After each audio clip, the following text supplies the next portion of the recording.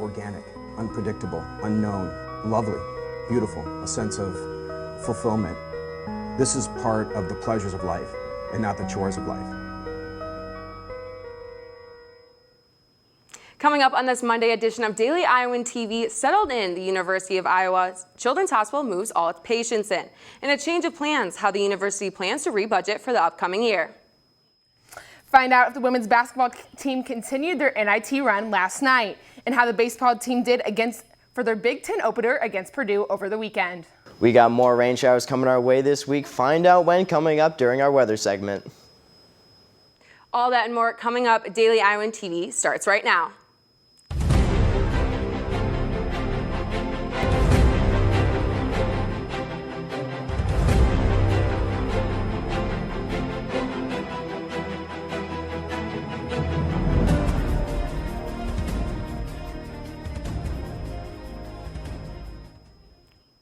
Good morning, Iowa City. Thanks for joining us. I'm Nikki Crossway. The University of Iowa Stead Family Children's Hospital finally got all their patients moved in on Saturday. Levels 9 and 10 of the new building received the last of its transfers. 17-year-old Jaden Untham of Janesville, Iowa, was the last patient to move in. While dealing with a heart-related infection, her mother expressed her gratitude for the hospital's caring system of nurses, doctors, and other staff. Iowa City officials expect to double the amount of compost available for gardening through a curbside food waste program. What food can be composted and how will they be reused? Daily Iowan TV's Zhao Li has more. 15% of what goes into Iowa City landfill is food waste. That's almost 18,000 tons of food each year. College student like Tian Lu said sometimes she just had to waste food because of her busy schedule. Since we don't have time to cook it, when we think about that, it's already uneatable. So we just threw them away. To reduce wasted food that ends up in the landfill, the city of Iowa City now offers a curbside food waste program for local residents. Basically, it's an addition to our yard waste program, which we've had for many years in the community. So we can now, with our yard waste, pick up things like meat and dairy and vegetable scraps, dirty pizza boxes, pretty much anything that came from a plant or animal that we can compost, we will pick up. Right now, Iowa City residents who want to compost their food waste must have their own container with a yard sticker, available for $12.50 at the City Hall. But in the near future, the city may provide those free of charge. In the longer term, residents will be provided a container if they want one from the city. But again, in the short term, they have to purchase a container and then they have to get a sticker to put on it. But for the University of Iowa Burge and Hillcrest Marketplace, this program isn't new. They have been composting food waste since 2007, getting about 600 tons a year. And the new program is estimated to add another 500 to 1,000 tons per year. To learn about more, visit icgov.org/foodwaste. Reporting in Iowa City, Shelley, Daily Iowan TV.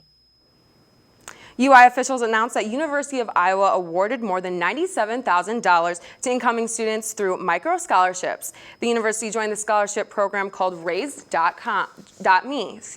The program's purpose is to get high schoolers prepared for college by offering rewards for different achievements such as taking 4 years of a foreign language or receiving a certain amount of A's.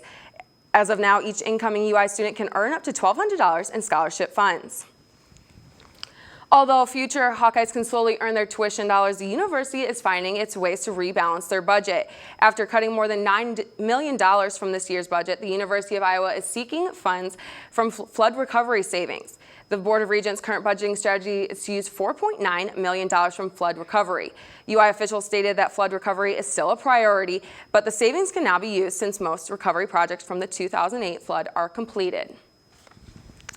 Coming into work today, it was raining, and it looks like it's going to be that way all week. Ryan, what do you have in store for us this week? Yep, Nikki, that's right. We are seeing a lot of rain coming up this week. It's really unfortunate. I was hoping for a nice week. Not getting that anytime soon, unfortunately.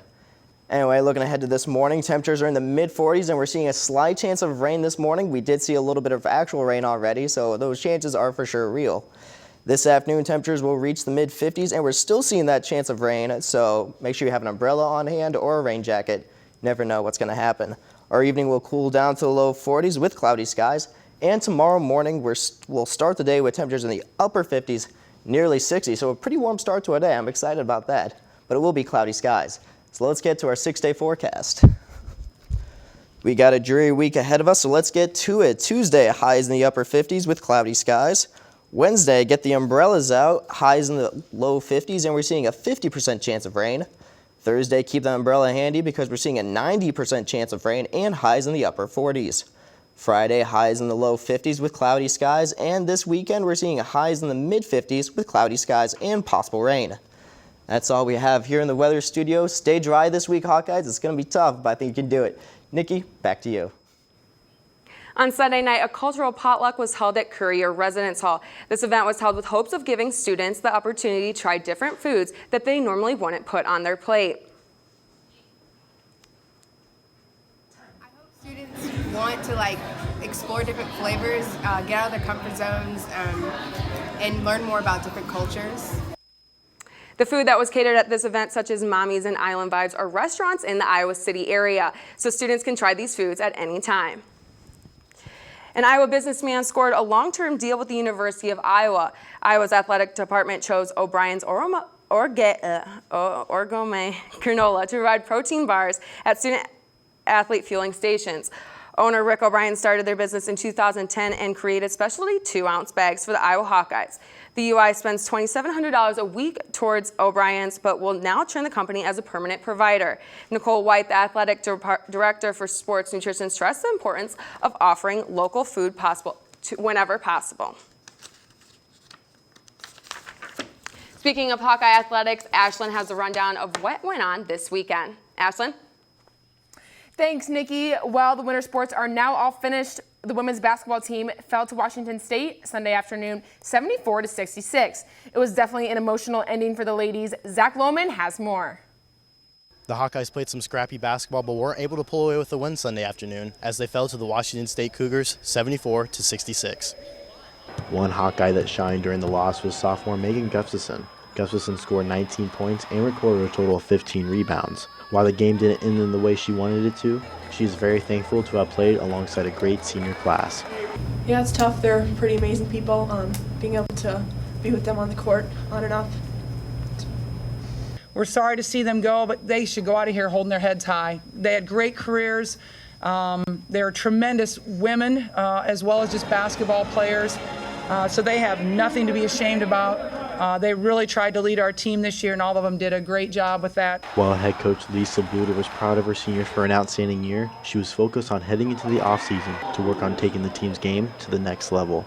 You know, we'll sit down as a coaching staff and really identify every player, a development plan for every player, and start working on those. Give them about a week or two off, and then we'll start doing that in April with them.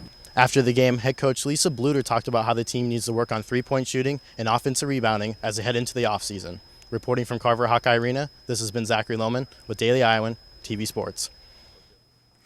Even though the Hawks will lose some valuable seniors, they have a talented young roster that shows promise for next season. This weekend, the Iowa baseball team played through some very wet weather conditions up in conference play. Lucy Rodine has more. Iowa baseball opened up Big Ten play against Purdue this weekend, with each of the 3 games being decided in the 8th inning. The Hawks began the series against the Boilermakers on Friday, where weather played a major factor. Before the 8th, they called a 1-hour rain delay, and when play resumed, Purdue scored 2 runs to take the first game of the series 2-0. That loss on Friday was kind of a tough one. You know, we wanted to come out in front of the home crowd, first Big Ten game, and get the win, and we didn't. Despite their rough start on Friday, Iowa bounced back in the second game of the series. On the mound, Iowa was led by pitchers Ryan Erickson and Zach Daniels, who allowed only 8 hits this game, one of which led to the first run of the game by Purdue in the 5th. Iowa responded in the 6th with an RBI from Jake Adams, tying up the game. In the 8th, Iowa took control, scoring 4 runs, giving the Hawks a 5-1 victory. It was a major adjustment, more from an attitude or a confidence standpoint than it was from a baseball standpoint. And we try to focus really hard on controlling ourselves and not changing based on the situation of the game or the team we're playing.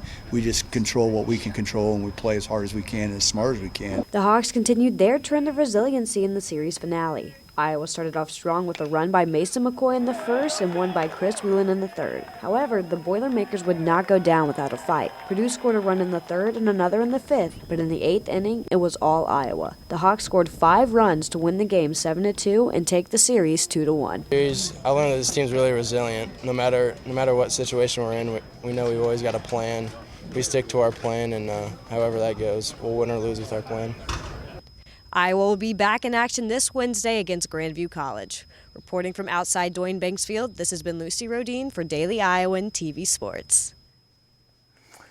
Iowa now leads the overall series against Purdue 98-68 and sits at 13-9 so far this season. The Iowa rowing team competed at the Longhorn Invite this weekend in Texas.